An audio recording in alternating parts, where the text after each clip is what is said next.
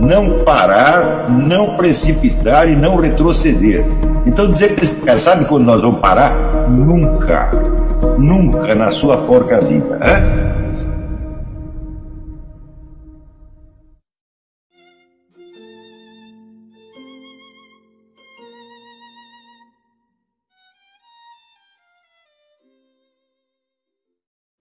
Poucos fenômenos humanos se encontram tão precisamente descritos na ciência quanto o das personalidades psicopáticas. Os critérios para reconhecê-los são definidos e claros, o que não quer dizer que sejam de aplicação fácil e imediata, não.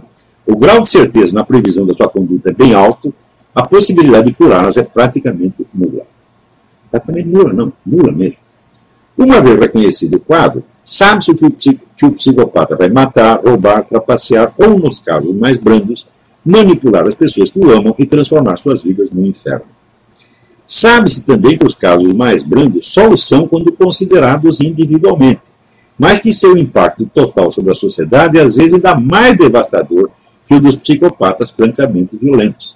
Por quê? Porque eles são em maior número, tá certo? E porque, não tendo uma conduta ostensivamente criminal, e sendo, por outro lado, sempre pessoas muito espertas, muito hábeis, então essa pessoa sobe na vida e acaba mandando em nós, porra. O psicopata brando, por ser um manipulador inato, incapaz de piedade ou sentimento de culpa, tem uma imensa capacidade de despertar ambas essas reações em suas vítimas, reduzindo-as ao estado de compungidas benfeitoras daquele que os engana, explora e atormenta.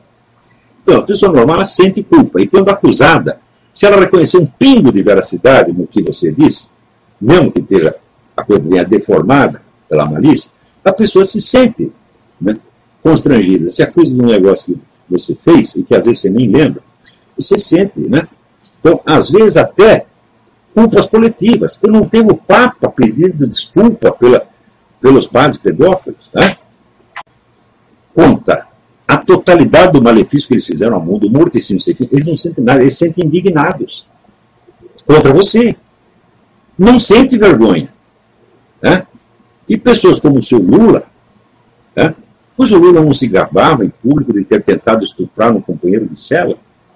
Não é ele que fazia esses programas anti-homofóbicos, defender essa legislação anti-homofóbica, quando tem vídeos dele fazendo gozação feia com gay? Tá? Então, as pessoas não sentem vergonha. Isso é absolutamente impenetrável.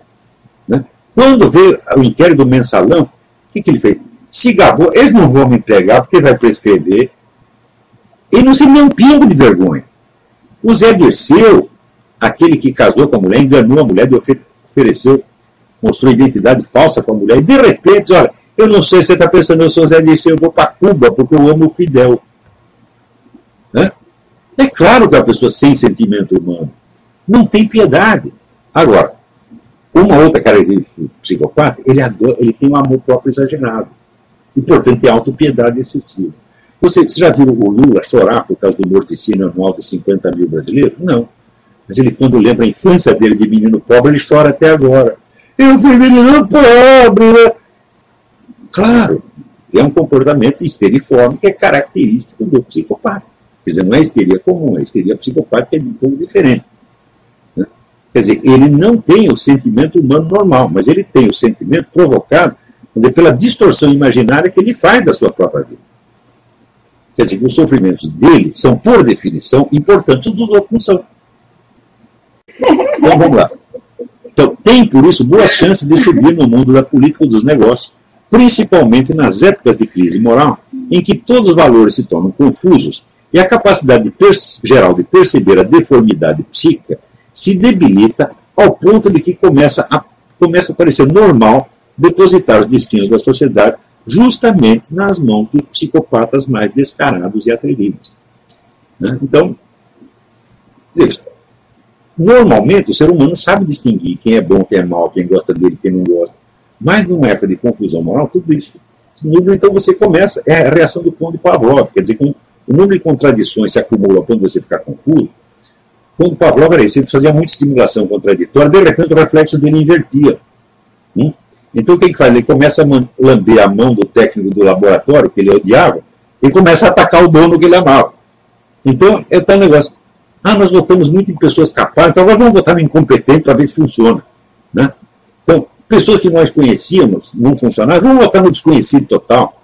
Então, o sentimento espontâneo de culpa, arraigado no de piedade e empatia para com os sofrimentos alheios, é a condição básica de toda a vida moral e, portanto, da convivência em sociedade. Uma pessoa saudável aceita esse sentimento como premissa geral da sua orientação na existência, tentando articulá-lo com os conhecimentos disponíveis e as regras habituais do seu grupo social. Em condições de pressão extrema, que ultrapassam a capacidade individual de articular as tensões interiores, o sentimento de culpa pode se tornar intolerável e então ser reprimido, numa reação de autodefesa psíquica até desaparecer do horizonte de consciência. Esse é um dos mecanismos muito mais comuns das neuroses. Neurose tem nada a ver com psicopatia. Neuroses que podem ser tratadas mediante a retomada de consciência do conflito e a rearticulação inteligente das tensões. Nos casos extremos, o conflito é sepultado tão profundamente no inconsciente que toda tentativa de trazê-lo à tona fracassa e o paciente arrisca mergulhar num estado de psicose, principalmente quando alguma deficiência neurofisiológica inata é adquirida ou predispõe a isso. O que caracteriza o psicopata é justamente a ausência desses conflitos por falta da condição prévia sem o qual eles não podem instalar-se, o sentimento de culpa. Então, o psicopata não fica neurótico, o psicopata não fica psicótico. Ele é imune às crises de consciência. Então, ele nem tem a crise de consciência saudável, onde existe um sofrimento moral. Tá certo? Eu já fiz muita sacanagem, tive um sofrimento moral merecido por causa disso. Tá entendendo? Já contei aqui algumas vezes para vocês. Né? Os garotos que eu enganei, quando eu queria casar com eles, davam um pé, eu fiz essa merda toda. Sim, sou uma esquema. Então, aí você tem uma crise moral, às vezes é difícil você engolir e reconhecer o que você fez. Mas quando você reconhece, então você rearticula. Mas, às vezes, o que você fez pode lhe parecer feio demais, mesmo que não seja. Então, o que você faz? Você reprime a consciência moral. Você sufoca a voz da consciência moral. Isto, segundo o grande psicanalista Igor Caruso, isto é um dos principais mecanismos criadores da neurose. E a neurose, quando passa certo ponto, pode virar psicose. Mas o psicopata, meu filho, ele não tem neurose, não tem psicose, por exemplo, porque ele não tem conflito de consciência, porque ele só tem consciência cognitiva. Não tem consciência moral, porque a consciência moral é baseada no sentimento espontâneo de piedade e de culpa. Quem estudou o livro do psiquiatra polonês Andrzej Lobachevsky, Political Neurology, reconhecerá aí a queda de nível desde uma liderança original psicopática a uma classe de epígonos histéricos. Essa é a tese do Lobachevsky. Os criadores desse movimento são psicopatas, isto é, pessoas extraordinariamente inteligentes, extraordinariamente realistas, só que desprovidas de sentimentos morais. Sentimentos morais que, no entanto, eles conhecem e são capazes de manipular. Né? Quer dizer, o teste mostra que, por exemplo, o sujeito vendo certas cenas comoventes, uma pessoa normal reage ativando as áreas emocionais do cérebro. Após que no psicopata, as áreas que são ativadas quando vê essas situações são as áreas linguísticas. Então ele não sente as emoções, mas ele conhece os seus símbolos e consegue manejá-los. Então o sujeito não participa da emoção, mas ele tem um conhecimento frio e, por assim dizer, científico da emoção. Então esses são psicopatas. Mas 2 psicopatas em ação são suficientes para criar uma multidão de epígonos histéricos. O que é o histérico? Quando o pessoal fala histérico, popularmente quer dizer uma pessoa que tem chilique, que grita, fala, isso não tem nada a ver com histeria, isso é caricatura de histeria. A histeria significa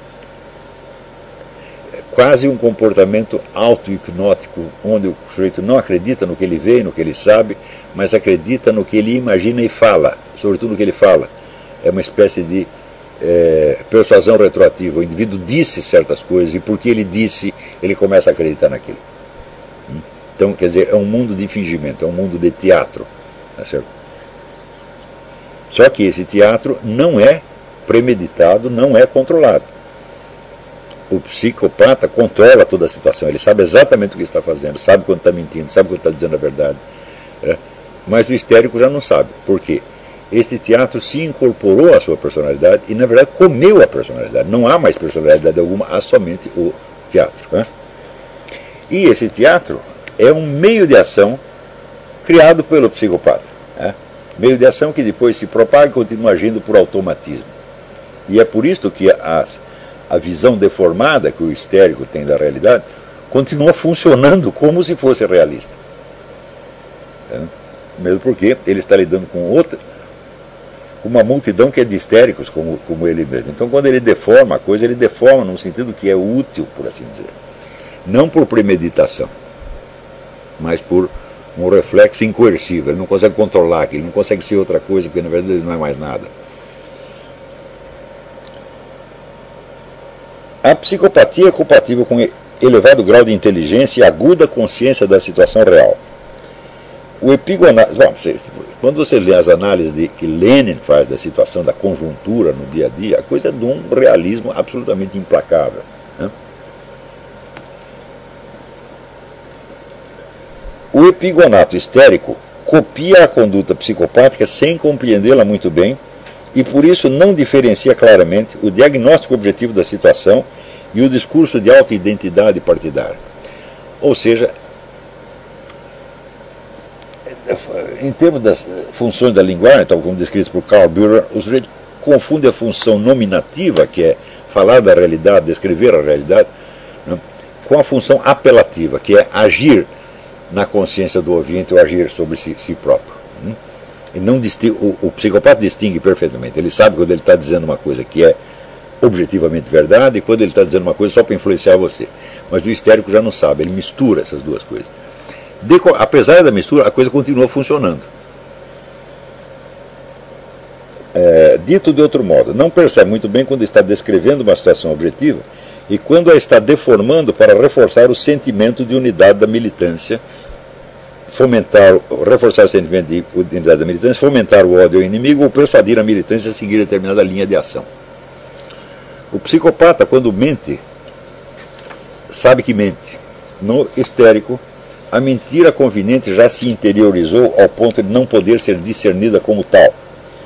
O resultado é que uma visão totalmente falsa da situação pode, paradoxalmente, produzir uma ação relativamente eficiente, na medida em que reflete ainda, de longe e obscuramente, a visão estratégica originária.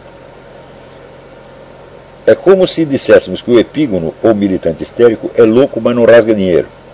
Tem uma visão deformada da realidade, mas deformada num sentido que, por força dos automatismos acumulados na cultura comunista e na sua raiz longínqua numa visão estratégica consciente, ainda favorece a ação partidária. Um exemplo claríssimo desse fenômeno é o recente pronunciamento do Sr. Walter Pomar, o chefão do Foro de São Paulo, que depois eu reproduzo como apêndice. Ele começa assim, aí só vou dar um exemplo entre muitos, né? Aspas, quem militou e estudou os acontecimentos anteriores ao golpe de 1964 sabe muito bem que a direita é capaz de combinar todas as formas de luta. Fecha aspas. Historicamente isso é falso. A direita brasileira nunca teve, por exemplo, um partido de massas ou uma militância adestrada e organizada. Muito menos teve uma rede mundial de partidos aliados, uma internacional.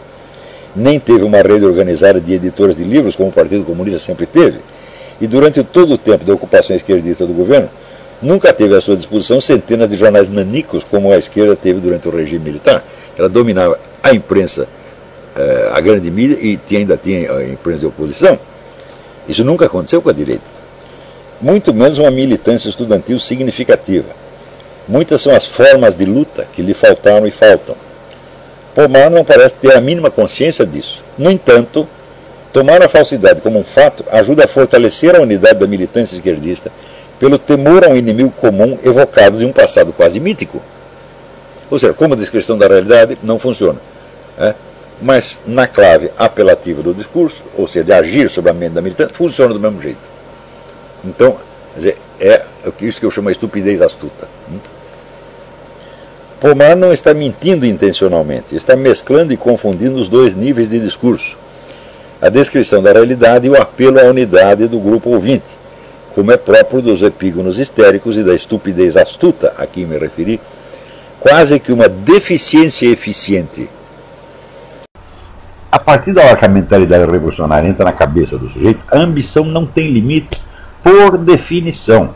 Onde vai acabar o processo revolucionário? Quando vai chegar o ponto em que tudo vai estar em ordem, tá certo? E não precisa mais haver revolução? A resposta é nunca. Né? Enquanto todo cidadão não for um John D. Rockefeller, não estará bom. E quando ele for John D. Rockefeller, ele vai pensar assim, mas eu com todo esse dinheiro, eu só vou viver uns 90 anos, isso é injusto, eu vou fazer protesto para que a medicina incomprida a minha vida para 500 ou 600 anos, ou coisa desse tipo. Né? Pois em Nova York, uns 10 anos atrás, mais ou menos, o movimento gaysista não fazia passeatas de protesto contra a classe médica por não ter descoberto a cura da AIDS? Isso quer dizer que a cura da AIDS não era assim uma conquista científica, não, era um direito. Você já tem direito à cura da AIDS antes de haver cura da AIDS. E se a medicina não atende, ele fica louco da vida. Isso é mentalidade revolucionária, gente. Você precisa entender de que a falsificação da estrutura da realidade é inerente à mentalidade revolucionária, a falsificação total. Tá certo? E é por isso que no movimento revolucionário já tem dois tipos de pessoas. Tem os psicopatas que comandam, que são pessoas absolutamente imunes ao senso da realidade, ao senso do bem e do mal, tá certo? E, vamos dizer, pessoas mentirosas, cronicamente, compulsivamente mentirosas, manipuladoras e safadas, tá certo? E você tem a massa dos militantes que não são psicopatas, mas que adquirem uma sintomatologia histérica pelo fato de se deixarem conduzir por psicopatas. Então essa articulação de psicopatas e histéricos, isso aí é a totalidade do movimento revolucionário. Leiam lá o livro do Lobachevsky que vocês vão entender esse processo. E o sujeito histérico é aquele que sente não o que lhe acontece, não o que ele vivencia, mas o que ele imagina. Então aquilo que ele imagina começa a despertar nele sensações e sentimentos como se estivesse acontecendo. Então, por exemplo, uma pessoa normal, ela gradua o seu medo conforme o tamanho da ameaça ou do perigo. Tá certo? Então, por exemplo, se uma pessoa querer bater em você, você fica um pouco de medo. Mas se tiver um sujeito armado querendo te matar, você fica com mais medo. Se você vê um cachorro latindo, você fica um pouco de medo. Se você vê um tigre rosnando, você fica com mais medo. O histérico não. Ele gradua o tamanho da ameaça pelo medo que ele está sentindo. Então, se ele está sentindo muito medo, a ameaça deve ser maior. E assim por diante. Tá certo? E isso explica por que, por exemplo, tantas pessoas de classe média e alta se sentem membros do proletariado e do povo sofredor. Eu me lembro da ex-governadora do Rio de Janeiro, Benedita da Silva, que ela estava no topo da hierarquia estadual, era governadora, e ela ainda se sentia uma pobre favelada discriminada. Vocês viram, nas últimas semanas do governo de Hitler na Alemanha, que era um homem onipotente que ele podia mandar o pelotão de fuzilamento metade do país, ele se queixava, falava, ninguém me obedece nesta merda, eu não tenho poder nenhum. É assim, gente. Esses caras são loucos mesmo. Quem não é psicopata, que é de nascença, é histérico porque se torna histérico por impregnação do ambiente também histérico, onde todo mundo confia uma fantasia do desgraçado, tá certo? E ele se sente muito bem, tá certo? Se sente muito realista dentro da sua imaginação. Né? É o tal negócio, ele segue aquela norma do Lenin, tá dizendo? Xingue-os do que você é, acuse-os do que você faz. Você faz o crime, imediatamente você já acusa alguém. Você sobe na tribuna do acusador para você não cair no banco dos réus. Eles estão fazendo isso há muito tempo. Você vê, outro dia eu li uma entrevista de um jornalista que até eu respeito muito, que eu respeitava pelo menos, que é o Raimundo Pereira. A entrevista era antiga, dizendo que o mensalão nunca existiu, que foi a mídia que criou a atmosfera persecutória, etc. Então, pode até ter sido, só acontece o seguinte, quem inventou essa coisa de criminalizar os negócios a partir da mídia e depois usar a justiça como instrumento executor das sentenças da mídia, foi o PT nas CPIs de 1990. O deputado petista pegava um repórter, plantava uma notícia contra alguém, depois essa notícia era usada como pretexto para abrir inquérito. Eles fizeram isso centenas de vezes. E isso foi aí que começou a total desmoralização da justiça brasileira. Porque foi tudo instrumentalizado para servir a um partido. Agora, esse pessoal foi educado desde pequenininho na seguinte moral. Bom é aquilo que fortalece o nosso partido, ruim é o que enfraquece. Esse é o único critério moral. Portanto, para eles, roubar, chantagear, mentir, é normal, não só é normal, como é obrigatório. Eu estou falando isso não é por uma opinião, meu Deus do céu, eu estudo essa mentalidade revolucionária há mais de 30 anos. E isso é constante, é constante. Se você pegar, por exemplo, você pega, sei lá, no século XVIII, né? A campanha que os caras faziam contra a Igreja Católica, hoje nós sabemos que é tudo mentira, mas na época pegava. E eles mentiam cinicamente. Por exemplo, Denis Diderot, que aliás é um escritor de muito talento, inventava mentira, publicava, e ele mesmo ria. Eles são pessoas cínicas, isso é a mentalidade dos caras. Então essas pessoas não podem estar na vida pública. Elas têm que ser banidas, né? Tem que ser banidas, e a imagem feia deles tem que ser mostrada. Tem que ser mostrada não só para os outros, como para eles mesmos, para eles perderem esse orgulho, essa empáfia. Olha aqui, meu filho, você é feio, burro, desonesto, desagradável, você é um pentelho, saia daqui. Né? Então daí o cara volta lá para o seu lugarzinho humilde, nunca devia ter saído. Quer dizer, a presença de um Lula na política é uma vergonha. Como aqui nos Estados Unidos, a presença de um Obama é uma vergonha. Né? São pessoas que não têm currículo de realizações, não tem nada, são os ignorantes, metidos, tá entendendo? Só tem empáfia, só tem vaidade, pessoas absolutamente ocas, e que se orgulham de mentir. E que dizem, o Lula diz coisas que se ele fosse empregado numa empresa privada, ele já teria sido demitido há muito tempo.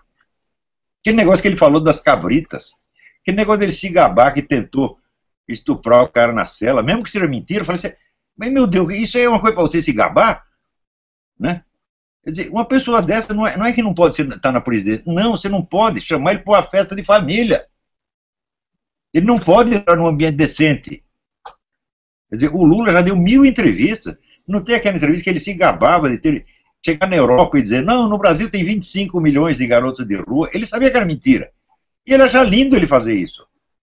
Como é que nós podemos tolerar uma pessoa desse, não digo na presidência da República, na presidência de um clube de futebol, meu Deus do céu, de várzea, não pode. Pessoa dessa, bom, nós não podemos impedir que elas existam, nós não podemos matá-las, nós não podemos recolhê-las todas ao manicômio, tá certo? Mas temos que devolvê-las à vida privada, a mais modesta possível. Nós temos que discutir a educação da dona Dilma Rousseff. Este é o tema essencial. Né? Então, a sua educação. Por que a senhora não se educou? Hã? Não teve dinheiro? E o dinheiro que a senhora roubou lá do Adhemar de Barros? Não serviu para a senhora comprar uns livrinhos? Fazer uns cursinhos? Nem isso. Né? Porque esse pessoal sobe na vida, não tratam de adquirir educação, mas começam a usar roupa de grife, isso quando não vão no alfaiate Savile Row, né? E se enfeitam. O Lula aparecia com as unhas polidas, a barba aparada, e dizendo, eu não leio livros porque me dá dor de cabeça. Então eles sobem socialmente, mas baixam intelectualmente e moralmente. Então é a educação dessas pessoas que tem que ser discutida. Não a educação dos outros. Quem é a senhora? Essa dona fala de educação dos outros, é um cinismo. A senhora não tem educação nenhuma para dar para ninguém. Só quem tem educação pode dar educação. Então a senhora cala a boca burra, entendeu? Esse pessoal não merece respeito, tá entendendo? É incrível, numa campanha presidencial você não pode falar certas coisas, o Oeste não pode falar, mas nós podemos falar, eu não sou candidato a coisa nenhuma, jamais serei, tá certo? E eu acho essa pessoa absolutamente desprezível, não merece que se lhe dirija a palavra, tá certo? Ela tem um emprego de faxineira de hotel de 2 estrelas, isso aí, já vê se ela vai conseguir limpar os quartos, tá entendendo? Ué, mas se nós deixamos esses caras ocuparem todos os postos, eles farão exatamente isso. Pouco importa o que você faz. Lobão, você pode chegar lá e gritar, eu sou contra a intervenção militar. E no dia seguinte você vai ver que você está pegando intervenção militar. Quando tem um filho da puta, chamado Luiz Felipe Miguel, professor da UNB, ontem publicou um artigo dizendo que eu estava pregando intervenção militar, porra. A gente tem que parar de ter emoções com isso, tá entendendo? O pessoal fica chocado, fica ofendido, fica magoado quando... Não é para ficar magoado. Isso é normal. Os caras são bandidos mesmo, eles vão fazer isso. Se você deixa, não espere jamais que essas pessoas tenham uma conduta honrada. Nunca elas vão ter. Nunca. São psicopatas mesmo. Eu não estou brincando, isso não é força de expressão. Porque hoje em dia é a moda usar a palavra psicopata como um insulto. Eu não uso no sentido estritamente técnico, científico do negócio. Quando digo que são psicopatas, é porque são psicopatas de fato, está entendendo? E a sua conduta mostra isso de maneira inequívoca, né? Então, vamos dizer, essa capacidade de mentir, e pego na mentira onde ainda insiste, digo, isso é caracteristicamente psicopático, né? Não tem mais como esconder isso aí. Então, se você sabe que está lidando com um psicopata, não tem por que você ficar chocado ou magoado porque ele te enganou, porque ele está lá para fazer isso mesmo. Então, o erro é nosso, como se fossem seres humanos normais. Presta atenção, pessoas como Lula e Dilma, não é que eles são esquerdistas, não é que eles são comunistas, são pessoas obscenas, meu Deus do céu. São pessoas que não podem ser mostradas em público. Hein? Não pode esquecer, o Lula é o homem que disse que tem saudade do tempo que os meninos comiam cabrita no Nordeste, comiam por via vaginal. Hein? Eu não sei porque ele não falou dos bodes, mas falou só das cabritas, discriminação sexual. Hein? Pois se gaba de ter tentado estuprar um companheiro de cela. Seja verdadeiro ou falso, um homem público que fala uma coisa dessa tem que ser escorraçado da vida pública imediatamente. Agora, você está mostrando essa coisa em público. Se você aceitou isso uma vez, você já se suicidou, porra. Veja assim, primeiro a gente tem que saber o tamanho do inimigo, o tamanho do problema. Esses projetos globalistas, eles começaram a ser estudados há mais de 100 anos.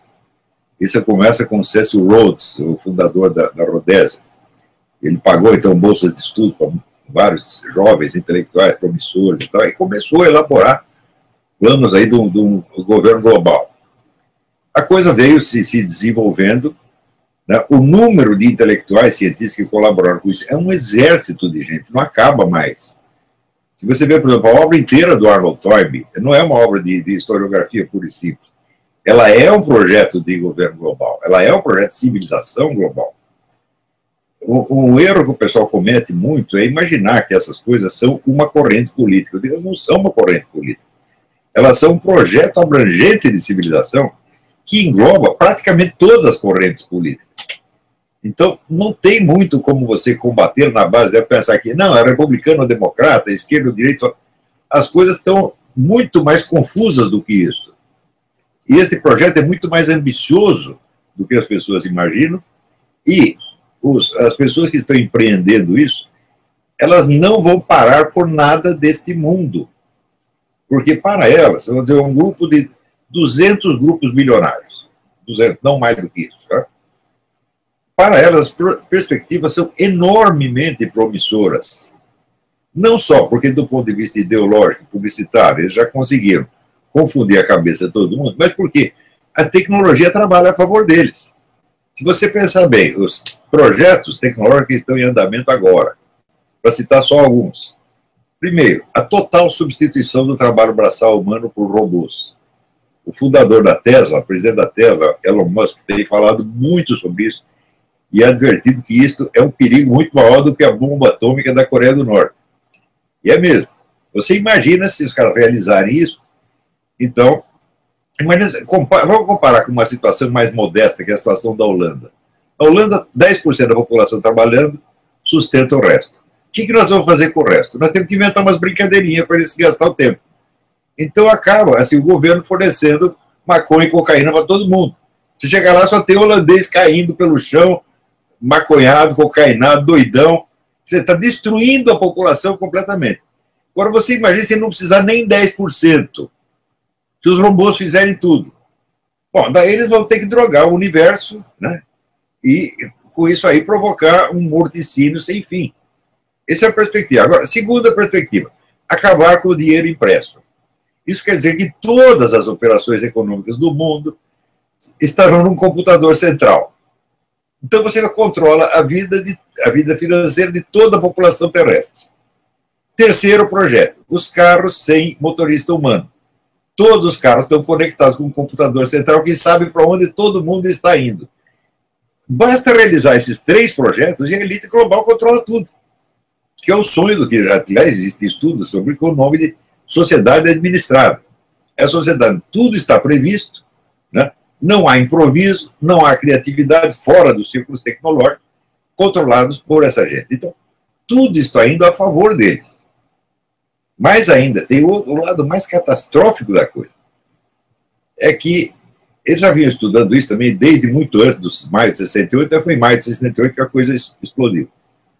E é a famosa destruição dos valores civilizacionais. Eles inventam, então, que a civilização do Ocidente é culpada de todos os males do mundo, né? Por exemplo, a escravidão. Bom, na verdade, a escravidão foi inventada pelos muçulmanos, desde o século VII. Não havia mais escravidão na Europa, eles inventaram. Foram os maiores aprisionadores, escravizadores e castradores de negros que já existiam no universo, né? Inclusive com a colaboração de impérios africanos dentro do Império de Oye, era um grande império escravagista lá dentro. Os europeus entraram na história muito tempo depois e só mantiveram a escravidão por 300 anos e inventaram o movimento abolicionista. Então o pessoal inverte a história dizendo que a culpa é toda nossa. Aí junta os muçulmanos com o movimento negro, dizendo, hoje aqui dizem abertamente, todo branco é racista, ele traz o racismo no ADN. Quer dizer, o racismo é racial. Os caras chegam a isso, né? Então eles inventam isso e à medida que vão destruindo esses valores civilizacionais, todo o senso hierárquico da sociedade acaba. Não tem hierarquia entre professor e aluno, entre pai e filho, etc, entre o mais velho e o mais novo, entre você e seu cachorro. Nivela tudo. Mas tem uma hierarquia que não acaba, que é a hierarquia econômica. A ordem econômica se mantém intacta. Isso quer dizer que este pessoal globalista, essa classe dominante globalista, não terá freio cultural nenhum. Ela pode fazer o que quiser. Isso nunca aconteceu na história. Todas as classes dominantes sempre tinham um fator cultural, religioso, moral, que freava de alguma maneira as ambições deles. Os caras voltassem com a mão totalmente livre para fazer o que quiser. Então, e o pessoal militante, essa turma, por exemplo, do Black Lives Matter, esse pessoal dito esquerdista, eles estão todos trabalhando para a glória desses grandes capitalistas e nem sabem. Então já virou uma situação totalmente alucinatória. Eu acho que a primeira coisa que nós temos que fazer, o caminho para esclarecer isso, é dizer, olha, isto tudo é para a glória de 200 fortunas, meus filhos. Tá? O que está oprimindo você não é a família patriarcal, não é a religião cristã, não é o papai e a mamãe, tá certo? São os caras que são os donos materiais do planeta. Eles é que são o problema. Né? Então, a chamada nova esquerda, que surge a partir dos anos 60, para esses potentados, é uma delícia. É a melhor coisa que aconteceu na vida deles. Por que você acha que George Soros, Rockefeller, Fundação Ford, Zuckerberg, todo mundo está financiando esses movimentos de esquerda? Porque é bom para eles. Então você tem, a esquerda hoje é um bando de idiotas, mesmo, como nunca houve na história do mundo. Eles acreditam em toda essa besteira e nem sabem a quem que eles estão ajudando e a quem que estão prejudicando. Então, eu acho que é o próprio pessoal militante que tem que ser esclarecido. Então, olha, meu filho, você está sendo feito de trouxa. Né? Essas coisas que você está reclamando não são nem problemas. O problema é o que você vai ter depois. E os caras estão aprontando para você. Esses dias saiu um artigo do David Kupelian no World Daily falando da epidemia de loucura que está tendo nos Estados Unidos. Quer dizer, o número de casos de demência, suicídio, etc., nos últimos 5 anos, graças ao Obama. Né? O que cria isto? Quer dizer, a atmosfera geral de mentira, de falsidade, de hipocrisia deixa as pessoas completamente desorientadas, elas não sabem mais o que é verdade e o que é erro. E entram em estado de desespero. Né? Então, eu até botei lá no artigo, sugeri, seu Kupelian, por favor, leia o livro Snapping. Snapping é esse barulho aqui, não tem tradução em português, né? É um livro que foi publicado nos anos 80. A autora se chama-se Flo Conway e Jim Siegelman. E o título inteiro é Snapping, America's Epidemic of Sudden Personality Changes. A epidemia americana de súbitas mutações de personalidade. E ela estuda pessoas que entraram em seitas tipo Rajneesh, Moon, etc., e se submeteram a exercícios e práticas psíquicas destrutivas que mudaram sua personalidade a ponto que elas mesmas não se reconheciam mais. E eles chamaram esse quadro psicose informática. Eu digo, muito bem, isto que nos anos 70, 80 você observava dentro dessa esfera de seitas, isso passou a ser aplicado sobre a sociedade inteira através da mídia e do sistema educacional. Se você ler o livro do Pascal Bernardin, Maquiavel Pedagogo, que tem a tradução brasileira, tá certo? Você verá que todas as técnicas pedagógicas utilizadas uniformemente no mundo inteiro por imposição da ONU são técnicas de manipulação psicológica, não são técnicas pedagógicas de maneira alguma, são técnicas de induzir mudanças comportamentais sem que a própria vítima perceba. Isso é exatamente o que se usava nessas seitas. Então, o snapping, agora, é curioso, porque o Kupelian, que não leu esse livro, ele não mencionou o livro, ele diz que agora tem uma epidemia de snapping nos Estados Unidos. É quase o mesmo título do livro que não leu.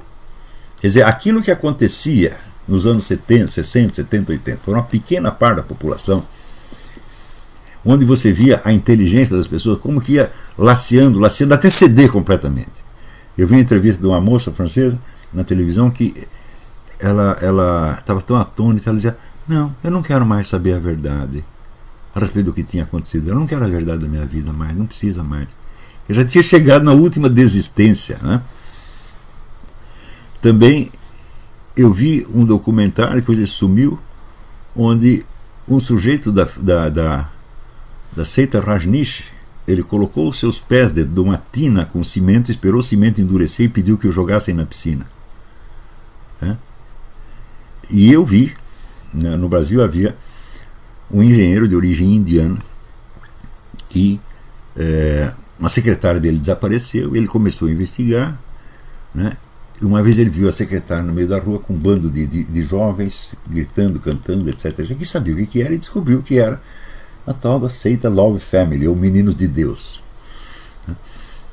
E ele ficou curioso, começou a estudar esse negócio e juntou lá uma documentação na casa dele, que uma vez fui eu e um promotor público para ver aquilo, e então aparecia o chefe da seita, que chama David não sei das quantas, explicando que os pais têm que fazer suruba com os seus bebês a partir dos 4 anos de idade. E era assim, e a coisa, inclusive, contada pela filha do fundador, ela ficou revoltada com o pai, contou tudo. Tá? Então, essas coisas aconteciam para uma faixa mínima da população. Mas aquilo foi apenas balão de ensaio. Hoje, essas técnicas, a imposição dessa monstruosidade é geral. Você vê toda essa campanha de favorecimento da pedofilia que está acontecendo diante dos nossos olhos. É o David não sei das quantas, que agora virou ministro da Educação, tá entendendo? Virou diretor de grande empresa de mídia. Então, quer dizer que aquele quadro de psicose informática que esse Conway e Seligman escreviam nesse livro nos anos 70, 80, agora é geral. É sobre toda a sociedade. Então é claro que essas seitas foram criadas como laboratórios experimentais de técnicas psicológicas que depois iam ser aplicadas em massa, e estão sendo. Quando eu me referi a isso no livro Jardim das Aflições, que é um livro de 96, eu dizia, olha, o estudo dessas técnicas é a coisa mais importante para você entender o que vai acontecer nas próximas décadas. Passada uma década apenas, aparece o livro do Pascal Bernardin, Maquiavel Pedagogo, mostrando que tudo aquilo, todas aquelas técnicas que foram criadas para a dominação psíquica, para destruir a psique das pessoas, do quadro fechado das seitas, já estava sendo utilizado universalmente por imposição da ONU. Agora, você veja, as pessoas que querem se opor a essas coisas na base de um discurso moral ou de um discurso anti-esquerdista, meu Deus, elas estão 50 anos atrasadas. Não se trata mais disso, já é outra coisa, muito pior. Você tá entendendo?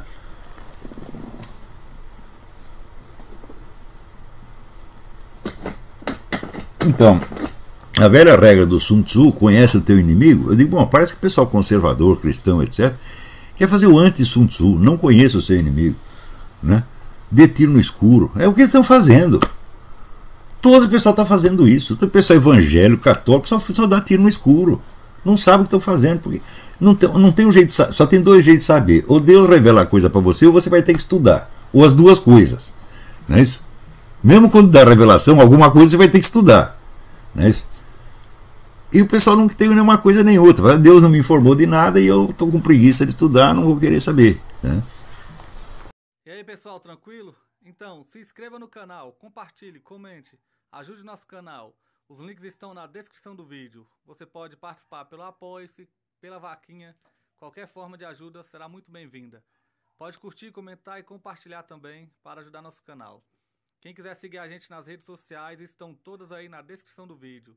Muito obrigado, sempre com Deus, pátria, família e liberdade. Tamo junto, forte abraço.